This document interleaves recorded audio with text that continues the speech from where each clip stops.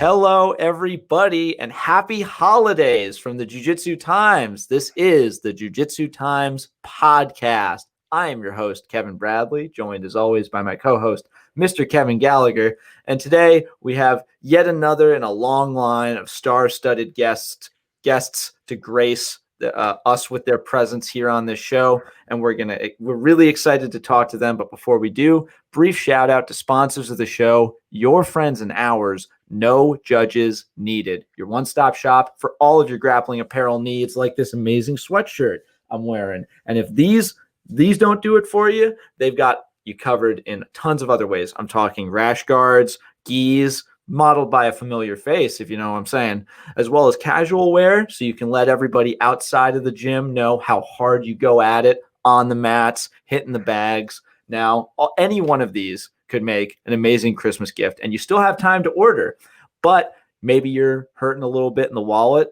Totally understandable, and we're here to help. Use the promo code JJT to knock 20% off all purchases. Help yourselves out, help us out, help everybody out, the world out. The world will be better if you buy some No Judges Needed gear right now. Once again, that's www.nojudgesneeded.com, code JJT for 20% off.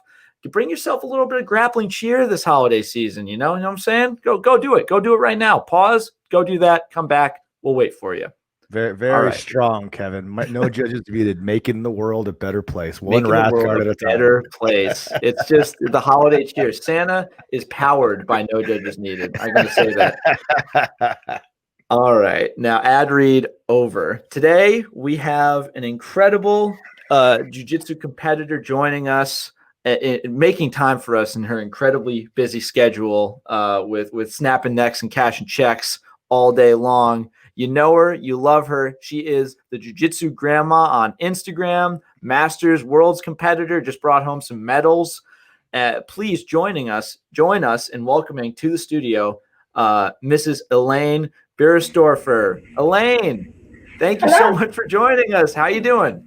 I'm doing great, thanks. All right. Now, and I know for our visual listener, for our visual audience right here, I know she's very attractive, but she is married. So if we could please keep everything really respectful in the comments. We don't want to annoy her, so we can have her back at some point. Okay, I'm old. Come on. Well, Elaine, I'm nothing if not a charmer. You can ask my wife. So once again, thank you for joining us. How are you doing today? I'm doing great, thanks.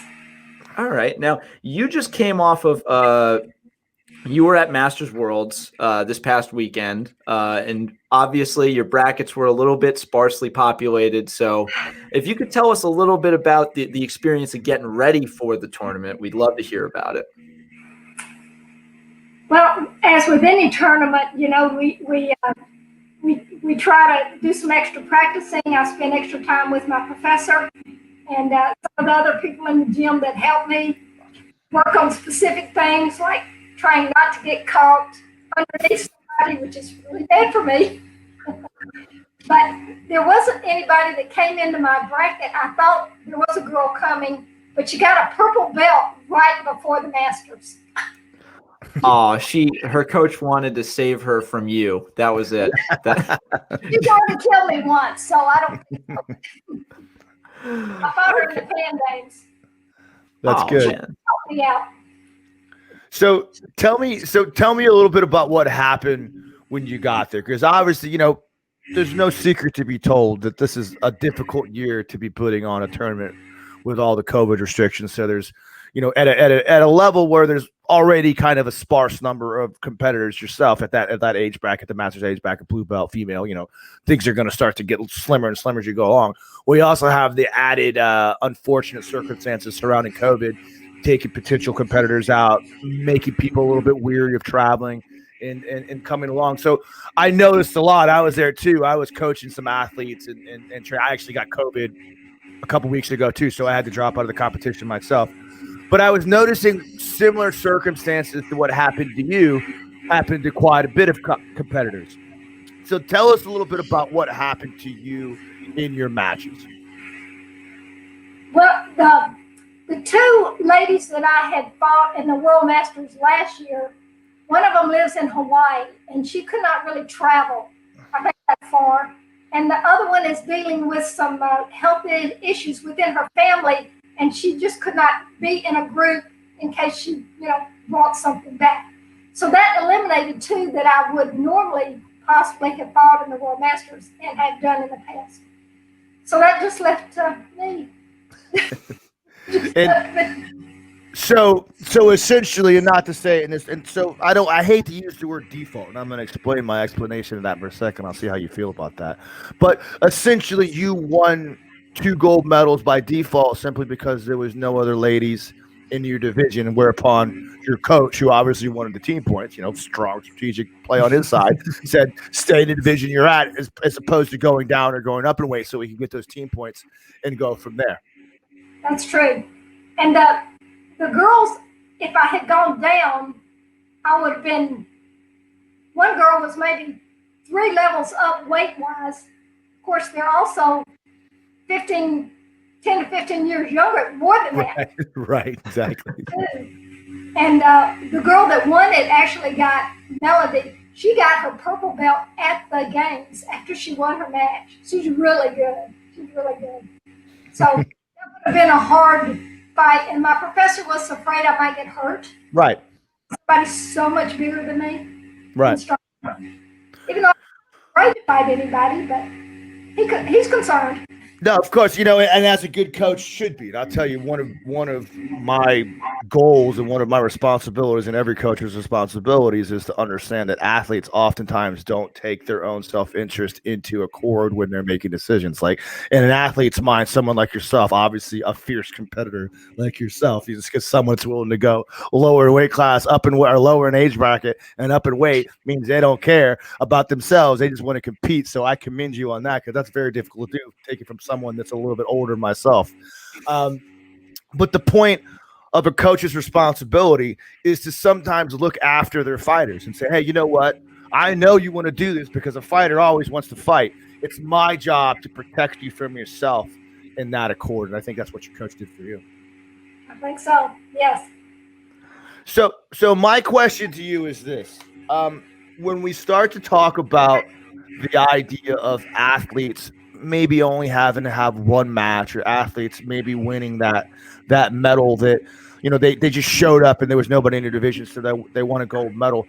I always think about that, and I always come to the same conclusions. There are definitely some people, and as an athlete, you don't want to win that way. No one wants to win that way. No one wants to say, I showed up and had one match and I won the gold medal, because it takes a little bit away from your accomplishment in your own mind. And there will be those out there that will look at that and diminish it wrongly, in my opinion, but it'll happen.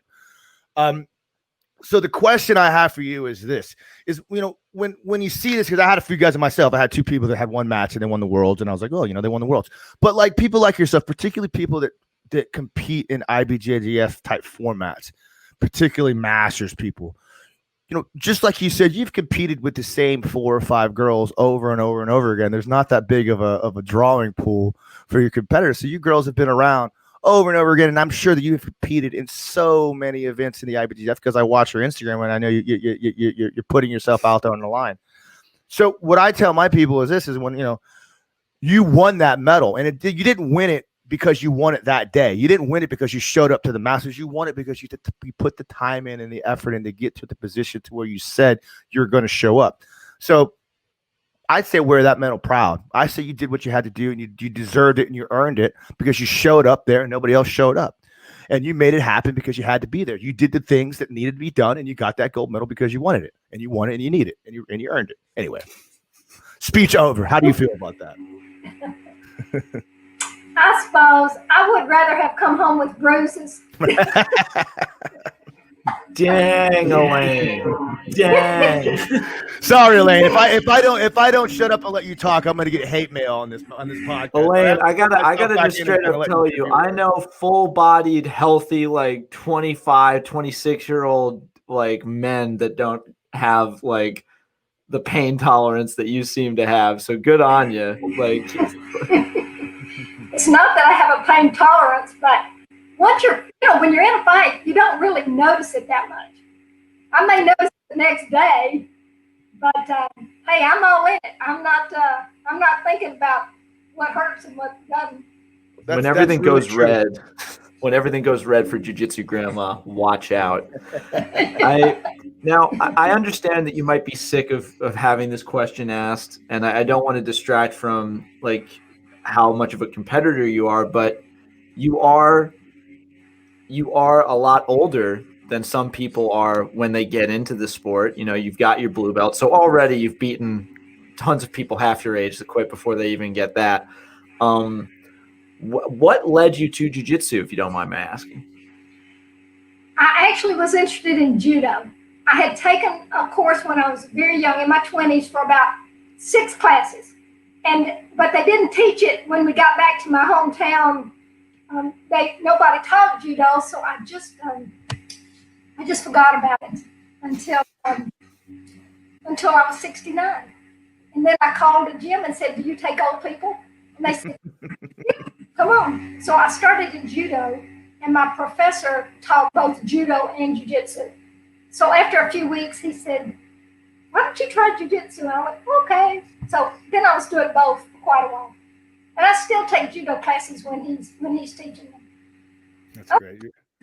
You're already 10 times the martial arts of most of us right now, because none of us are taking judo. And I firmly believe that judo and jiu-jitsu go hand in hand.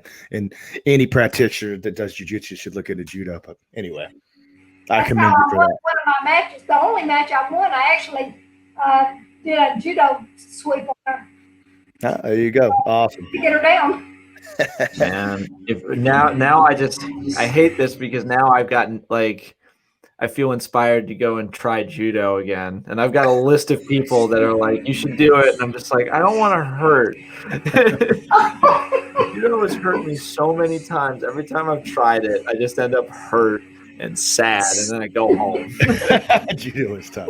So I got another one for you. I got another question for you. So, obviously you're older than the majority of jiu-jitsu practitioners that you're going to find out there. So I'm just curious about, going into a tournament, knowing you have a big competition up like the Masters or the Pans or any other many competitions you go for. What's a training schedule look like for you a week? I mean, do you cut back? Because obviously, as I've gotten older, I just can't train every day anymore. I don't have it in me. I can't put it out there. And you find recovery is equally as important as training a lot of times. Tell me a little bit about what your week is like, what your training regimen is like, diet, the whole thing. Well, I'm 72, so that does enter in. When I started at 69, I can already tell there's a difference between when I was 69 and now that I'm 72. So I try to go to 2 night classes a week and try to hit a lunch class during the week. So that's maybe 3 hours. If I'm feeling good, I'll stay for 2 hours at night. I've had some back issues, so I've been a little more careful about that. As far as diet goes, guys, I like chocolate. I mean, well, I always say this: when you're burning the calories you do when you're taking any kind of jiu-jitsu on an extended period of time, you should be allowed to eat whatever you want, or you're going to burn right through those calories. That's interesting, though. Like, do you for competitions, do you try and cut weight, or do you mainly compete at whatever weight you happen to you're feeling comfortable at, like with regards to your age? Just because I know younger people, they bounce around 10, 20 pounds a lot. Do you try and maintain a diet that's fairly normal for the remainder, or sorry? Well, I'm in the class that's from 108 to 118, and I normally sit around 110 or 111, so I really don't usually have to worry about it. Even if I'm eating more cookies than usual, I'm probably not going to get up to 118 with my gi on. You're very tiny. When I saw you today, I was almost on it. When I saw you on Saturday, I was almost equally surprised at your age and how small you are. I was like, she's so tiny. She's so adorable. I was put her on my shoulder, carry her out. Yeah, I'm 5 feet tall, so I really should weigh less than 110. At my age, it's hard to lose anymore. Oh, you're fine. Oh, you're no one's judging. No one's judging you. You'll be all right. Everybody. I immediately one of the things that struck me the most about you that I thought was just so incredible was I mean, you had a fanfare. Like of all the people there, and we're talking about, Lovato, we're talking about Cyber, we're talking about some legendary members of the BJJ World Jiu-Jitsu community. I swear to you, I don't think I saw another one of them have as many people come up to them and ask to take a picture with him as you do. Like you're a legitimate celebrity for a couple different reasons. Tell me about how that makes you feel. Tell me about how you just woke up one day a celebrity and out of nowhere just because you do jiu-jitsu. I'm totally shocked, quite frankly. There's nothing out of the ordinary about me. I'm just a little old lady. I mean, really, that likes to fight. I mean, really. I had 2 older brothers. They were scrappers, so that's what I learned, I guess.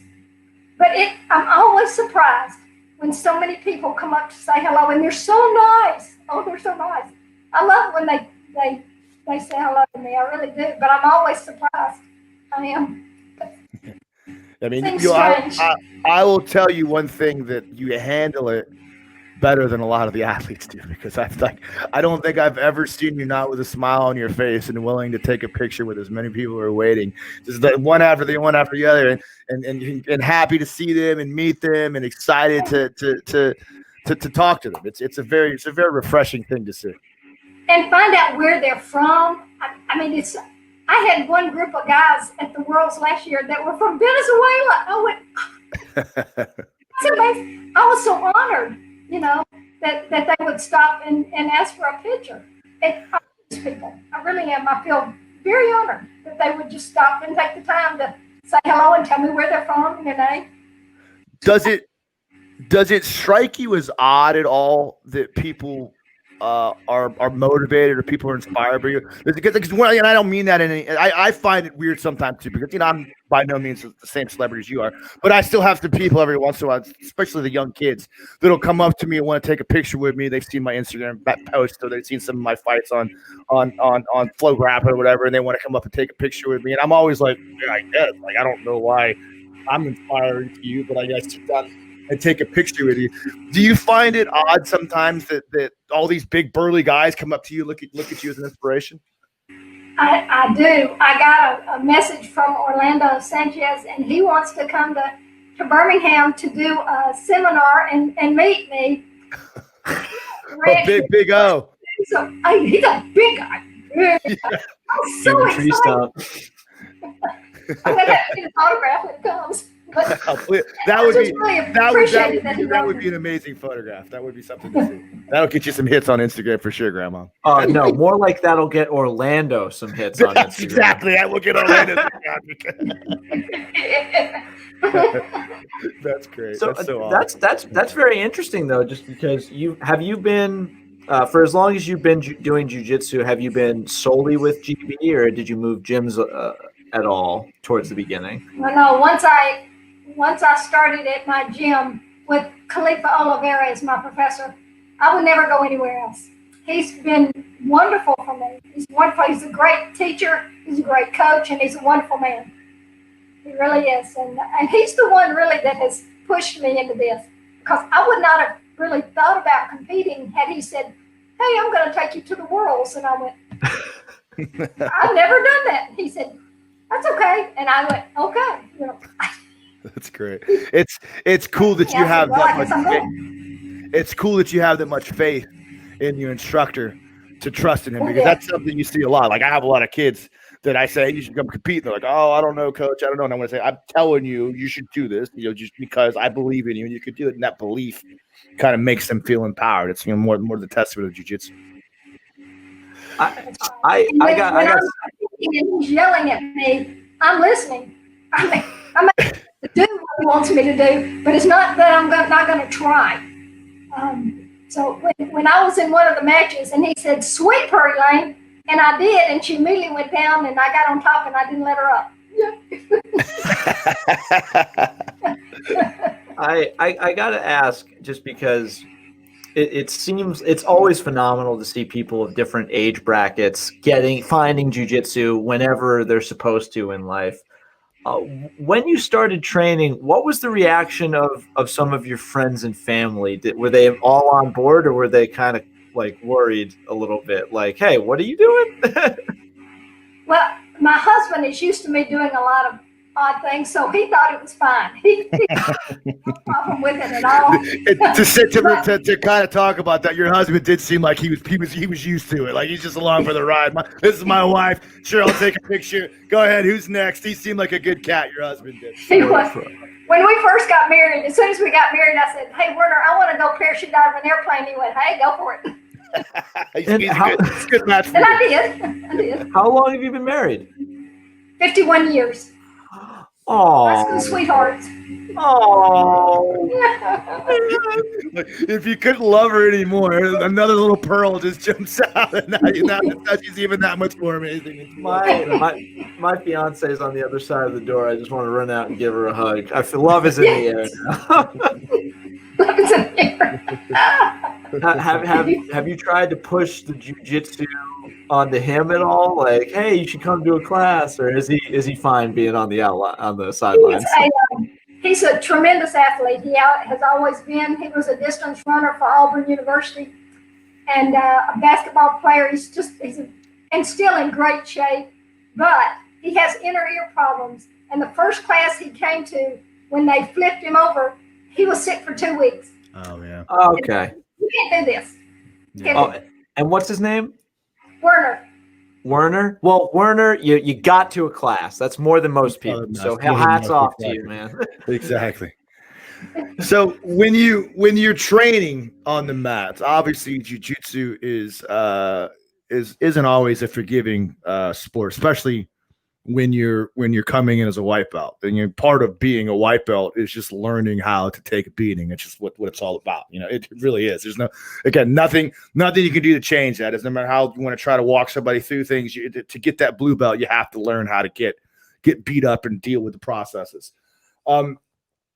Is there anything that you do differently? Are you cognizant of your shortcomings through age and maybe physicality in your training? Are you quick to tap? Do you talk to your opponent? Do maybe your training partners take that into account when you're training? Or how does that go for you?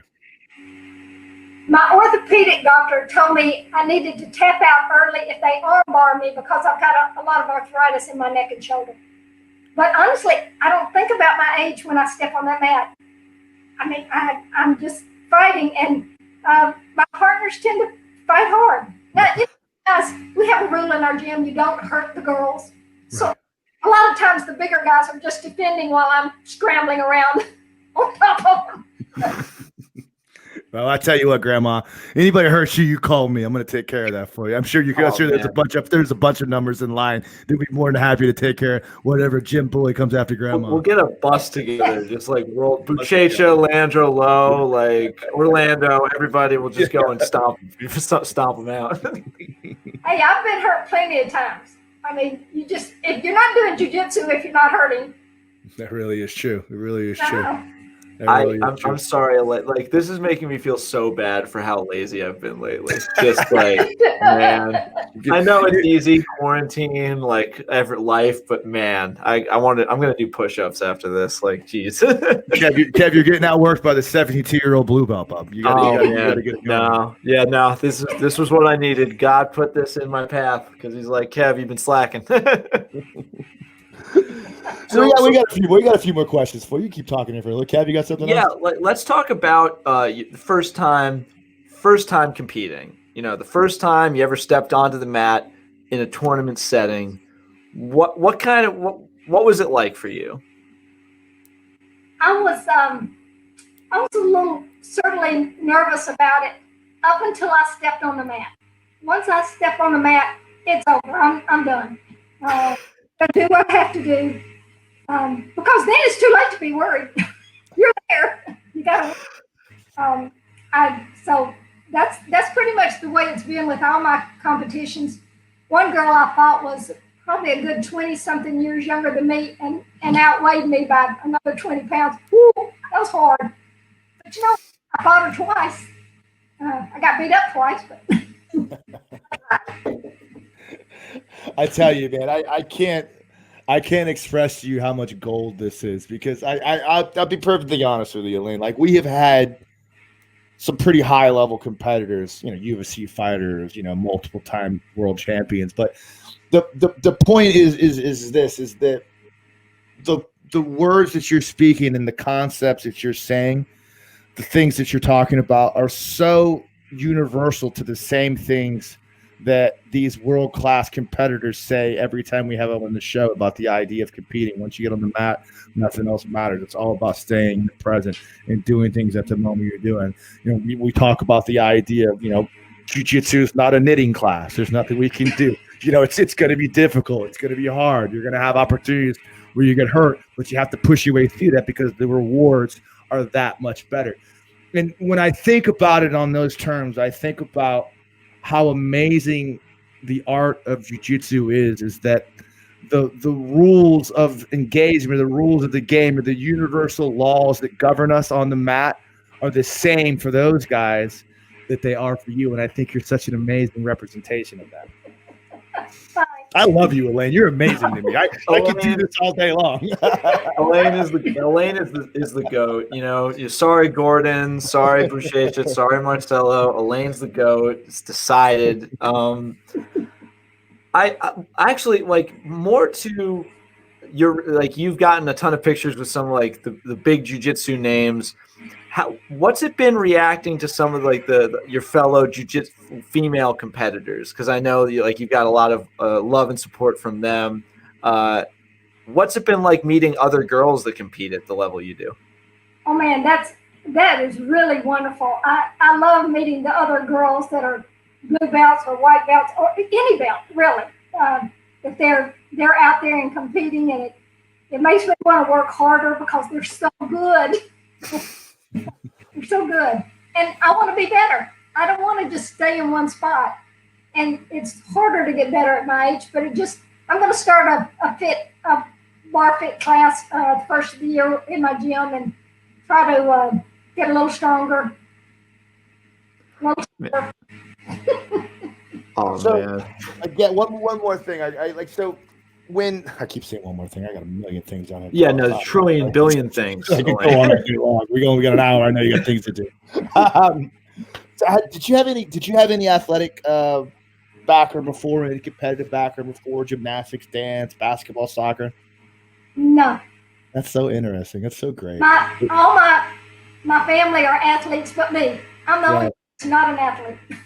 So you never really understood the idea of competing on a stage in any way, shape, or form at all. That's something that's so hard to do. No, not really. No. Yeah, I tell you, cheerleading in high school. That was it for me. Yeah, it's. Do you get nervous? Do you get concerned about things? You start leading up to the match. Is there any kind of mental or psychological process you have to do to kind of filter out the madness to stay focused? I'm not a worrier. I don't worry about things. It's useless to do so. So me, it's just you just get out there and give it a good shot. What's going to happen is what's going to happen. Yeah, you really can't plan. Come on, she's not going to worry about stuff.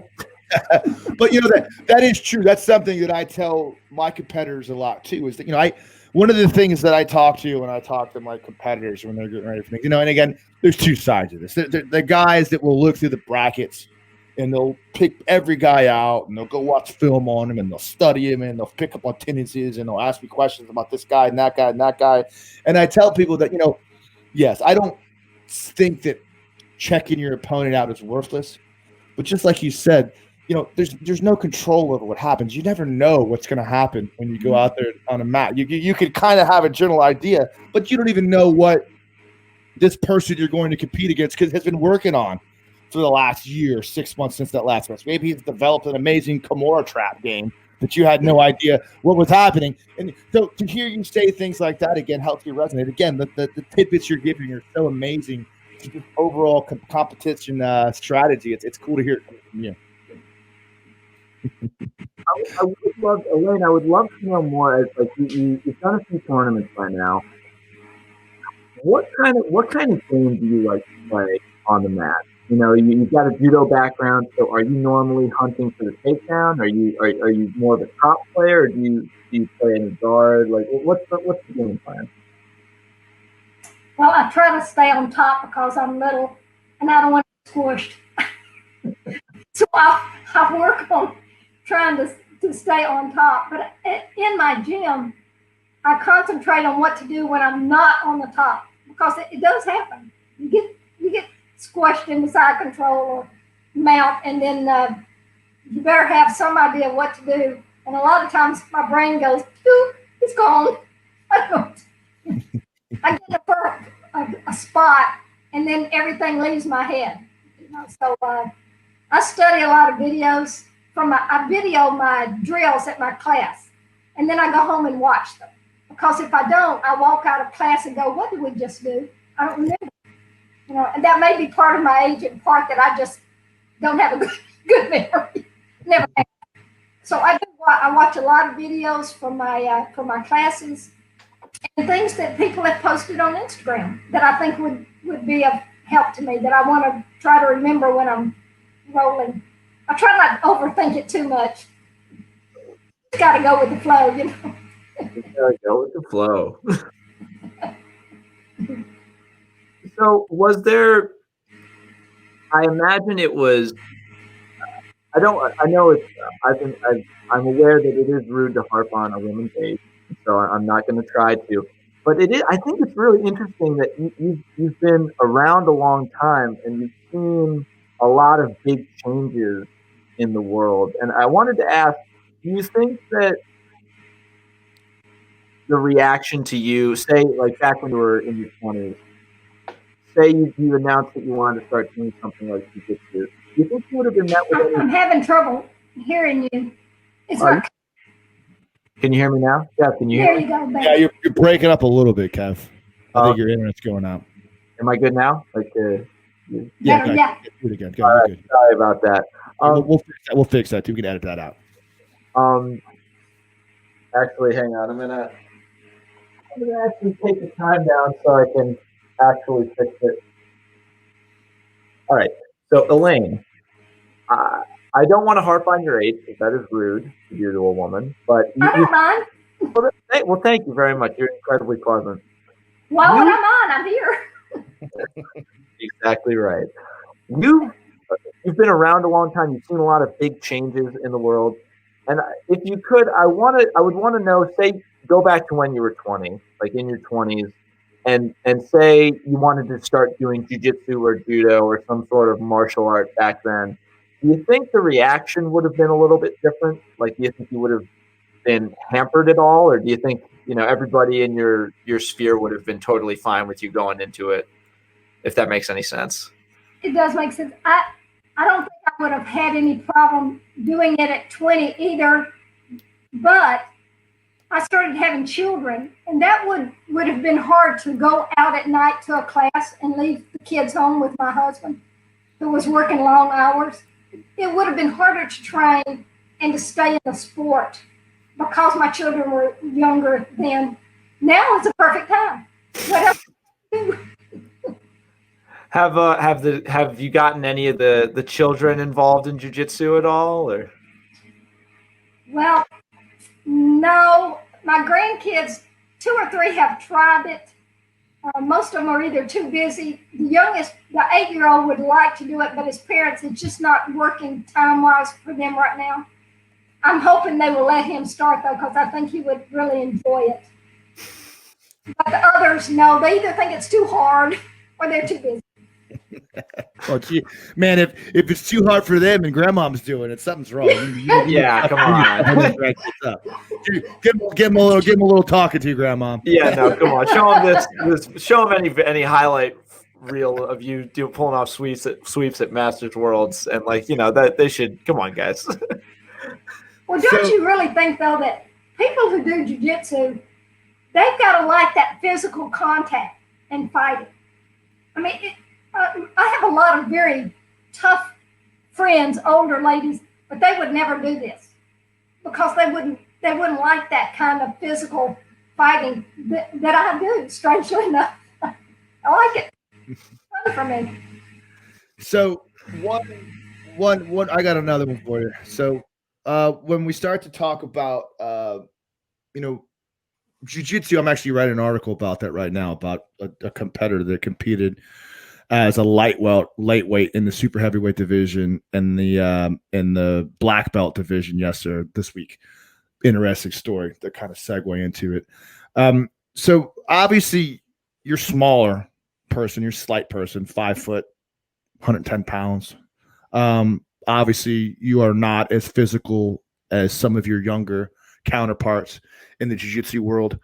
So there are people that would say that you are the perfect example to exemplify what the art of jiu-jitsu really is about. It's about leveling the playing field for people like yourself through the beautiful techniques of jiu-jitsu.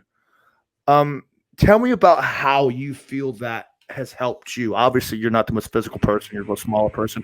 Tell me about how you focused on the techniques to kind of overcome that. Jiu-Jitsu is they teach self-defense moves at every class as part of the Jiu-Jitsu classes. And it certainly gives you some confidence that if you were ever in a really serious situation outside of class, that your brain would stay intact because you wouldn't panic as much because you have some idea of what to do. That's a big deal for somebody my age, to me. Any woman, truthfully. Well, I guess anybody as far as that goes, especially in the way the world's going today. They teach us to be more aware of what's going on around us and what we might need to do. I think it has a lot of benefits for people. I really do, not just on the mat and in class, but in the world too. Yeah, when I think about what you talked about, the mental wherewithal and that you keep you're aware of what's happening, you can stay calm. I think a lot of that, in terms of what makes jiu-jitsu so great, is that when you put yourself in these positions of discomfort over and over and over again, when you roll, you're recreating scenarios of what a real life altercation are going to be like. We're doing it through a sport jiu-jitsu format, but it's less about the actual technique sometimes and more about just learning how to pay attention and learn how to be aware and learn how to stay calm and having the confidence to realize, okay, cool, this is something, I'm not going to die. I understand what's happening. Let me pay attention and start to think my way through these things. Yeah. Oh man, Elaine, this has been an absolutely phenomenal podcast. I know I'm out of questions. You tapped me out. Kev, you got any other final thoughts? No, Elaine, all I want to say is this, is that like I don't want to overdo this and I don't want to make it sound like it's more than, I keep saying it, but like, and as someone that is very, very hyper aware of the jiu-jitsu process, I've been a black belt for 4 years. I write about jiu-jitsu. I cover jiu-jitsu on all kinds of levels. I teach jiu-jitsu all day long. It's literally the only thing I do in my life. Like, I personally want to thank you for doing the things you do, because in my opinion, a person like you not only exemplifies what jiu-jitsu really is all about, the idea of a smaller person, older person, less athletic person, learning how to defend themselves, learning how to stay aware, learning how to conquer demons and do the things that jiu-jitsu entails, but just the amazing person that you are, and watching you on the mats and seeing the absolute joy and the complete lack of ego, along with the strong competitive spirit. Like, I really wish that some of the current competitors in the world today could look to you for some cues on how the right way to act is, because you're just such an amazing person and you hold everything that comes with that with such grace. It's amazing to see you. I'm so happy you come on the show. I can't say enough good things about you. Thank you for the person that you are. Well, you're very kind to say so. Thank you. Kind words, I do. Elaine, I also just got to ask, do you know where I could, I'm looking for gifts for like my little sister for Christmas. Do you know where I could get those earrings? Because they're just charming. They're just so charming. I can't remember where I got them. No. Kev, we were joking about it before, but I think her husband's really going to look you up now. Enough. Elaine, get out of here before Kevin. Werner, I'm sorry. Please don't hit me with your car. Maybe somebody gave it. I have a lot of Christmas earrings, and so I may have gotten them years ago and just don't remember where I got them from. But Belch usually has quite a few of them, so you might. I'm gonna have to look it up. All right. Well, Elaine, Google Christmas earrings. Christmas little snowman earrings. Got it. That's right. Snowman. Got it. All right. Well, Elaine, once again, thank you so much for joining us here on the JJT podcast. We hope to have you back to give us more insights and words of wisdom from one of the best competitors in the game, no doubt. And obviously a very, very Merry Christmas and Happy Holidays to you. And to you, our listeners and viewers, thank you for joining us. This has been another episode of the JJT podcast. Please go follow Elaine on Instagram at Jiu-Jitsu Grandma. Link in the description down below. And please enjoy the holiday season. It's been a rough year, but this is the finish line, folks. We made it. So let's just cross it. 2021.